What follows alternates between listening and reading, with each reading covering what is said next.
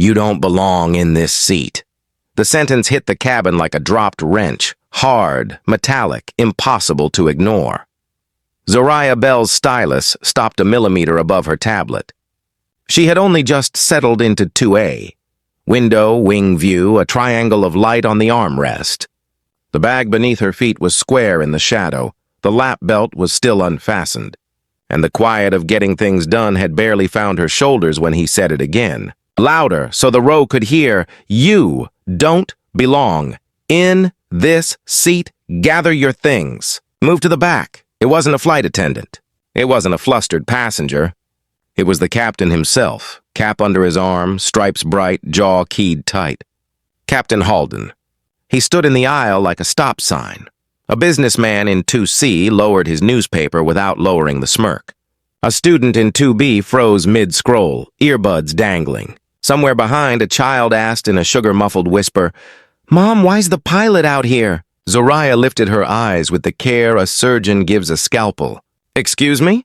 "You heard me," Halden said, voice amplified by the hush. "This seat isn't meant for people like you. You'll relocate to 29C. The words made the air thinner.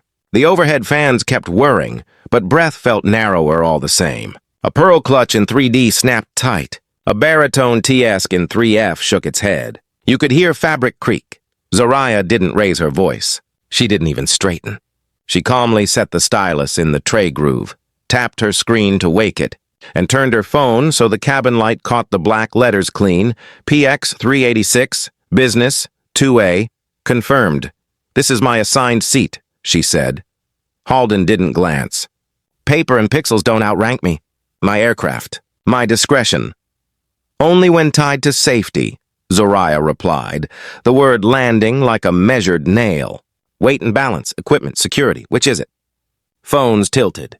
Little red dots blossomed like hot coals along the aisle. A whisper ran the ceiling like a draft. "Is this happening?" The student's thumb hovered over Go Live, then pressed. Her screen stuttered and bloomed. Live 117.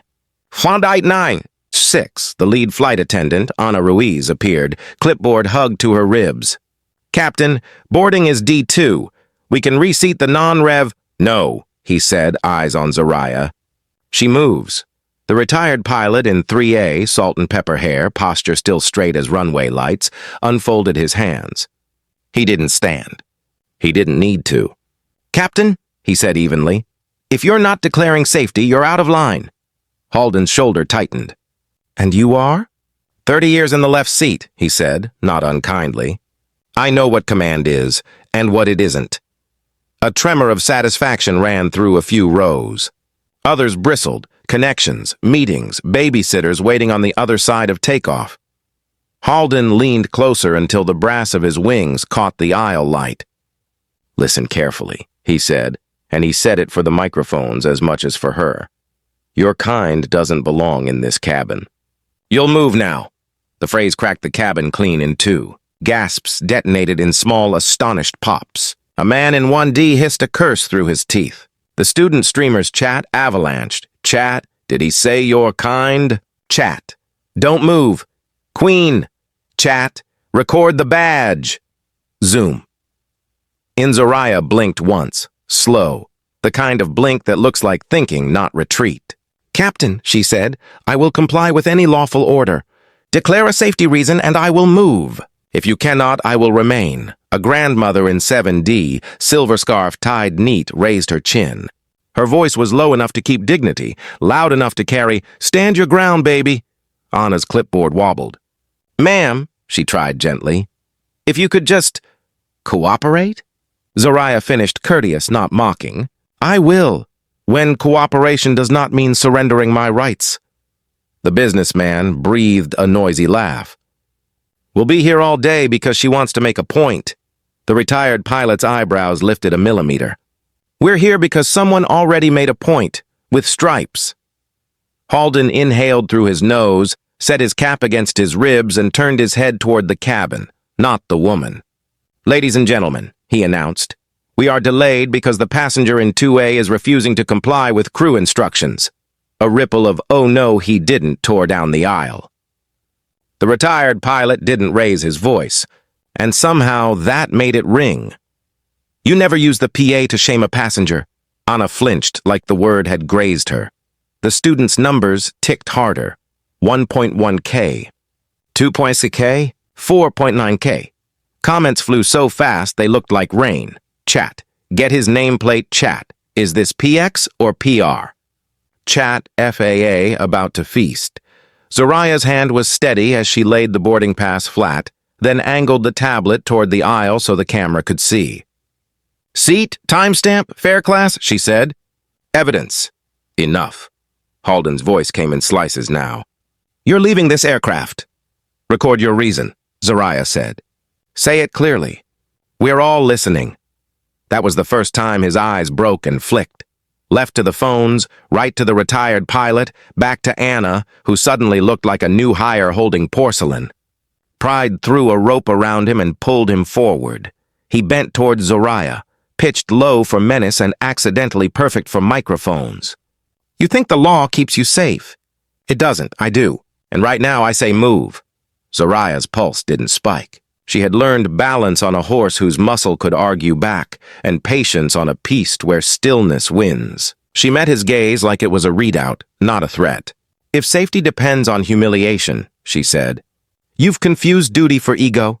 A teenager in 5F couldn't help it. Oof! And clapped a single reflexive clap before her friend captured her wrists. Anna tried again. Captain, we can swap 6C, Halden's answer cut. Call security.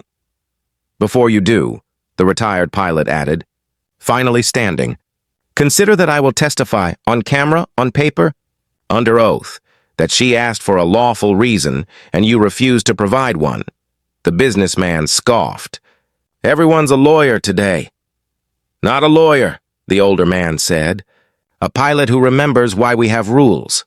Zoraya lifted her phone, opened a blank note and spoke softly into the mic. Each word polished like a bead. Time, date, flight number. Captain entered cabin. Statement, you don't belong in this seat. You're kind. Passenger asked for declared safety basis. None provided. PA used to shame passenger. Witnesses present. Recording devices active. The chat roared, chat. You're kind on PA? Chat. Tag, 8 aviation law. Now chat. We at 10K live, let's go numbers, 9.8K. 12.4K, 17.1K, a toddler hiccuped with the gravity he didn't understand. His mother in 7C drew him closer and said into his hair, It's okay, baby. Like a spell for both of them. Halden made a fist he didn't use. We are not litigating in my aisle. He barked toward the galley. Anna, I said call. Sir, Anna whispered, throat tight. With respect, every word is being recorded.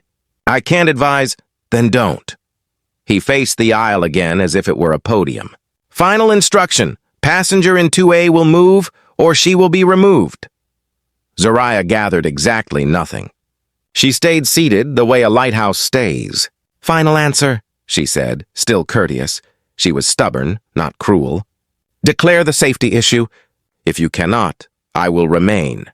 The grandmother's amen lived under the breath and still carried. A young man in 4A tried diplomacy from behind his beard.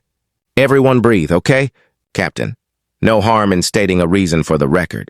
Ma'am, no harm in hearing it. Then we... Sir, Halden said without looking. Sit down. So that's a no, the beard said, sitting but not smaller. The retired pilot tipped his chin at Zoraya. Keep your seat. She did.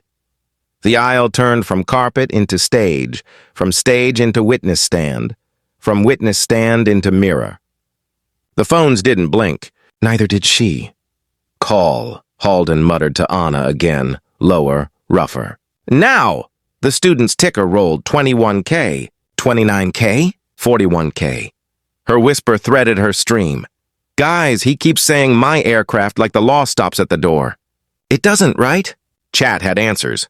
The chat always has answers. Chat, it doesn't. CFR 121.580 plus anti-discrim carrier policies. Chat, ask him to state WB or MEL item. Chat. He's cooked if this hits press. Zoraya's voice still even. Captain, last chance to make this about policy instead of prejudice. Which regulation are you invoking? He didn't answer. He couldn't answer without changing the shape of the room from dominion to dialogue, and he had not come to talk. He came to be obeyed. The businessman in 2C rolled his eyes toward the ceiling, addressing a god who maybe had a meeting to catch. "My connection," he announced to no one and everyone, "is done." The grandmother in 7D did not swivel. "Your patience is too." Somebody snorted laughter so hard it turned to a cough. Tension fractured into micro-reliefs. Then the fissures sealed. The air thickened again. Halden lifted his cap as if to put it on, didn't, set it back under his arm like he wanted both hands free. "Last time," he repeated. "Mine too," Zoraya said, and for the first time the slightest edge entered her tone. Not anger, but consequence. "Remove me without cause, and this delay becomes discovery. For you." He didn't recognize the word discovery as a threat until the retired pilot murmured, "Depositions?" And then he did. The student whispered, 49,056, 68, as if counting seconds between lightning and thunder. Through the porthole, the afternoon lay soft and harmless. Inside, the pressure climbed. A flight attendant from the back, young, freckled, eyes wide with the newness of work, peeked past Anna. She took in the tableau the way a rookie takes in a crosswind. Visibly, painfully. Do I grab the... No, Anna said, barely moving her lips. Then, water, Anna decided. For 2A, it was both nothing and everything. The cup trembled on its trip. The hand that accepted it did not. "Thank you," Zoraya said softly. And the thank you lifted the freckled one's shoulders a centimeter. She floated backward, audibly exhaling. Halden stared at the water like it had betrayed him. Somewhere in coach, a zipper rasped as someone pulled out a charger. A chime sounded as a phone hit 10%. A laugh cracked into a sob, then pretended to be a cough. The plane collected contradictions like carry-ons. The retired pilot half-turned to the cabin. "For those recording," he said, "note that the passenger has asked repeatedly for a lawful reason. None has been provided. Also note the phrase, 'your kind,' as stated by the captain. A murmur of got it rolled down the aisle. Screens framed the captain rather than the woman. His cheeks registered more red now than uniform. Zoraya's tablet glowed. She opened her notes app and dictated with that same unhurried cadence. Witness statement from retired pilot in 3A entered. Language noted, "your kind." PA shaming noted. Pending security request. She looked up, not to the captain, but to the rouse. For clarity, she said to anyone listening, and everyone was, "I'm not here to win an argument. I'm here to travel. I'll move for safety, not for bias." The declaration made a clean sound in the air. People sat up straighter around it like a chord had resolved. Halden blinked, long and wrong. Authority had always worked like gravity for him. Today, it worked like ice. The more he pushed, the slicker everything got. "Security is coming," he said, not quite to Anna, not quite to himself. "We will resolve this." Zoraya nodded once. It wasn't yes. It wasn't no. It was a record-keeping nod that meant, the next thing you do is the story we all tell. The students' numbers ticked, 74K, at 3K, 96K. The chat, in caps now, boiled. Chat. He said your kind again? Chat. PX 386 trending? Chat. Send to newsroom. This Haura nervous laugh from somewhere forward. This'll be on the news by dinner. A calmer voice replied, "By the time we taxi." Anna smoothed the corner of her clipboard so often the paper started to curl. She took a small step toward Halden, enough that their shoulders aligned. "Sir, if we reseat the jump seat rider..." "Enough," he said, blinking too slowly. "Enough." He turned back to Zoraya, half-bowed by his own momentum. "Last offer," he said, trying on diplomacy that didn't fit. "We'll rebook you with compensation." "I am not for sale," she said simply. The grandmother hummed her approval. The retired pilot's chin tucked, satisfied. "Then you're off," Halden said, a man finding the only plank on a sinking dock and calling it a bridge. Zoraya picked up her stylus again and tapped her screen without looking down. Security at the door will be just one more witness, she said. Choose carefully. The cabin didn't breathe. It waited. Out beyond the portholes, a baggage mule trundled past, oblivious. Inside, the law and the lie faced each other at arm's length. A soft ding from somewhere in the middle cabin. The student hit 100,000. Guys, she whispered to her viewers, not daring to move her phone. I think we just watched a line get drawn. No one corrected her. The line was right there, in the aisle, across the captain's pride, along the edge of 2A's armrest. A border between order and obedience, between procedure and prejudice, between seat and stage. The first act had taken its bow. The curtain hadn't fallen. It was rising. You are delaying this flight for everyone. Captain Halden's voice rang down the cabin, pitched for maximum humiliation. He turned toward the passengers like a prosecutor before a jury. We could have been in the air by now. Instead, we are all waiting on one passenger who refuses to cooperate. A murmur surged across the rows. Some passengers groaned. Others bristled. Phones tilted higher, cameras zoomed closer. From 2C, the businessman flung his arms. Finally, somebody's telling the truth. Just move already, lady. We've all got connections. A ripple of boos and hisses followed him. Someone further back snapped, She doesn't have to move. Another voice countered, I just need to get home to my kids. The cabin split. Impatience versus indignation. Zoriah, still seated, still composed, spoke softly but clearly. Captain, you are misrepresenting the facts. I am not refusing safety instructions. I am refusing unlawful discrimination. The live stream caught it, caption scrolling, she said it. Unlawful discrimination, y'all. Dignity into a trending. The viewer count jumped 120K. 30K, 200K, phones quivered in trembling hands. The student in 2B whispered into her mic, Guys, we're at 200,000 live. I can't even... This is insane! The retired pilot in 3A raised his hand like a witness in court. I confirm her statement. She has asked repeatedly for a lawful reason. The captain has provided none. Halden's jaw clenched. You're out of line, sir. No, the older man said calmly. You are. Applause broke from 7D, where the grandmother clapped her hands together once, hard. Tell him! She shouted. Others joined, a chorus of claps and cheers that mixed with groans of protest from passengers desperate for departure. Halden's face reddened deeper.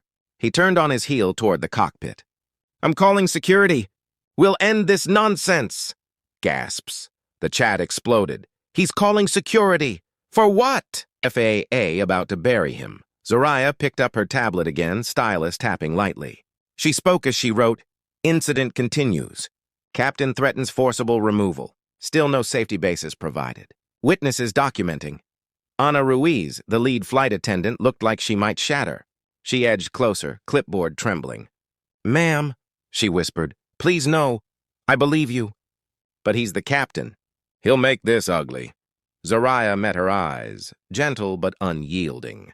Ugly is already happening. I won't move for bias. The livestream counter soared 300K, 500K, 800K. In corporate headquarters 3 states away, notifications pinged across the communications team. Screens lit with the same shaky video from 3 different passengers' feeds. Executives gathered in a conference room, eyes wide as they replayed Halden's words on loop. Your kind doesn't belong in this cabin. Is this real? One demanded. It's trending worldwide, another whispered. A third buried his face in his hands. If that woman files, the FAA will have our license in their teeth. Back on board, the tension wound tighter. A mother in 7C clutched her child closer. Why is this happening? She asked aloud. Because some people abuse power? The grandmother in 7D answered. The businessman snapped. No, because some people won't just do what they're told. The grandmother shot him a glare. Obedience isn't the same as justice. Phones caught the exchange, every syllable streaming. Halden returned, fury in every line of his posture. Security is on their way. You'll be removed. Zoriah didn't look up. She kept writing, her voice steady as steel. Captain has escalated to external removal. I remain seated, calm, cooperative with lawful order. Refusing unlawful one. The retired pilot stood fully now, his voice ringing across the cabin. Captain, listen to yourself. Every phone here is a witness. Every second is evidence. If you go through with this, it's not her career at risk. It's yours. Applause broke again, louder this time. Passengers clapped, some cheered. Others groaned, shouting for quiet. The cabin was chaos, split down the middle, but the live stream viewers were united. 2 million. 1.6 million. 2 million? The student's voice shook as she narrated. Guys, we're at 2 million. This is history. This woman's calmness is unreal. I'm literally shaking, Halden's voice cracked. Phones don't make you immune. Zariah finally lifted her eyes, her gaze piercing, calm. Documentation doesn't make me immune, Captain. It makes you accountable. The line hit like thunder. Passengers gasped, clapped, cheered.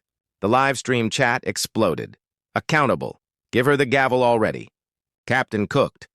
Somewhere deep in the fuselage, you could feel the balance tipping. Authority against dignity. Pride against principle. And for the first time, passengers realized they were watching history live and they were all part of the jury. Step aside, ma'am. Security will escort you out. The words came from 2 uniformed officers who had just boarded, summoned by Captain Halden's furious call. Their presence brought a hush over the cabin. Leather belts creaked. Radios buzzed softly at their hips. The air grew heavy, each breath thick with anticipation. Phones tilted upward instantly, dozens of red dots glowing. The live stream counter leapt. 3 million. 4.5 million. 6 million. The grandmother in 7D whispered sharply, Don't you let them move you, baby. Don't you bow. Zariah did not flinch. Her stylus hovered once more above her tablet. Calm, patient. Her voice carried steady. Officers, before you act, you must know this. There is no declared safety violation. My seat is valid, purchased, assigned. Removal under bias is unlawful. Every second of this is being recorded by passengers, by me, by millions. The older pilot rose again, his voice booming. She's right. If you drag her out, it's your names in the FAA report, not hers. The younger officer hesitated, eyes darting from Halden's crimson face to the calm woman in 2A, to the sea of raised phones. His partner whispered, Sir, this is already viral. We can't. Halden cut him off, voice cracking with rage. Do your job. Remove her. The live stream chat scrolled faster than eyes could follow. Is this real? Security boarding? She's untouchable. Don't touch her. Protect a trending #1 worldwide. Zariah looked up at the officers, her gaze steady. If you proceed, you won't just be removing me. You'll be placing this airline under federal investigation before the wheels ever leave the ground. The pause was deafening. At corporate headquarters, executives were shouting across a midnight conference table. Screens lit up with clips from the cabin, each replaying Halden's damning words. Your kind doesn't belong in this cabin. Stock tickers glowed red, numbers dipping in real time. One executive slammed his fist down. Stop this flight. Shut it down. Do whatever it takes before she files. Another, pale-faced, interrupted. It's too late. She's already filing. She's documenting in real time. The FAA's watching. Washington's watching. This isn't just PR, it's regulatory death. Back on the aircraft, the businessman in 2C muttered, For heaven's sake, just get her out of here. The grandmother snapped, Quiet! You'll regret those words when history remembers this day. And then, the student in 2B, live stream mic trembling in her hand, whispered breathlessly, Wait, you guys. Comments are blowing up. Somebody just posted her name. Zariah Bell. Google it. The chat went wild. She's not just anyone. Check her LinkedIn. Compliance consultant for 20 years. No, bigger. She just finalized a deal last week. She's the incoming owner of Skyreach Holdings. Wait. That's the parent company of this airline. Gasps rippled through the rows. Heads swiveled. Eyes widened. Even the grandmother clutched her scarf tighter, whispering, Lord have mercy. Zariah did not announce it. She did not flaunt it. But her silence was answer enough. The retired pilot's jaw dropped. Good God, she outranks all of us. She owns the very skies he thinks he commands. The live stream counter exploded. 7 million. 9 million. 12 million. Hashtags flared instantly. She owns the airline, dignity in 2A, captain collapse. Halden's face drained of blood. His lips moved, but no sound came. That's impossible, he croaked. Zariah finally lifted her chin, her voice quiet but resonant. Captain Halden, when you told me my kind didn't belong in this cabin, you weren't just wrong. You were speaking to the woman who now owns this airline's parent company. The silence hit harder than thunder. Then applause erupted, wave after wave of claps, shouts, cheers. The grandmother stood, raising her hands. Tell him, baby. The truth will always fly higher than hate. Phones shook with adrenaline. The live stream chat combusted. She owns the airline. Captain fired in real time. We're watching history. 12.5 million live. This is insane. Halden staggered, his authority crumbling into dust. You can't. The retired pilot's voice cut sharp, final. She doesn't need to argue. You're finished. Your license is gone. Your name is mud. Sit down before you bury yourself deeper. Security officers exchanged a glance. One took a step back, whispering, We're not touching this. Not with her credentials. Ana Ruiz, the lead flight attendant, finally stepped forward, trembling but resolute. She lifted Zariah's boarding pass high and read aloud, her voice quivering into the microphone of half the live streaming phones. Seat 2A, valid, paid, assigned. The cabin roared with applause. Cheers thundered like engines. The live stream counter hit 15 million. Zariah set her tablet down, her stylus resting neatly beside it. Her voice calm, final. This flight is under audit, and so is this airline. By dawn, the FAA had issued a midnight statement. Flight 386 and its command crew are under immediate federal review. Passenger rights and safety remain paramount. A formal audit has been opened. Corporate offices spiraled into chaos. Shares tanked. Partnerships dissolved overnight. Senators demanded hearings. Professors declared it a case study. Activists called it the dignity audit, and the world repeated her words. This flight is under audit. Captain Halden was escorted off his own plane, his stripes stripped in silence before millions of witnesses. His career ended not with a crash, but with a whisper, undone by his own arrogance. Zariah, meanwhile, walked calmly through the terminal, ignoring the flashing cameras. She gave no interviews, no sound bites, no gloating words, only silence, steady and unshaken. Weeks later, she announced her plan at a quiet university lecture. I will not sue. I will not seek vengeance. My grace will be building something new, the Bell Initiative for Passenger Dignity. Every donation, every settlement offered will go to educating passengers about their rights and training crews to protect them. Dignity is not a privilege. It is a standard. The applause was thunderous. Years later, people still spoke of the day a black woman in 2A turned an aircraft into a courtroom and an arrogant captain into a cautionary tale. They still replayed her calm face beside Halden's flushed anger. They still quoted her final words. Strength isn't always shouting louder than your opponent. Sometimes it's sitting still, documenting truth, and refusing to move until the world shifts around you. And shift it did. Because dignity defended is powerful. But dignity shared, that changes the skies forever.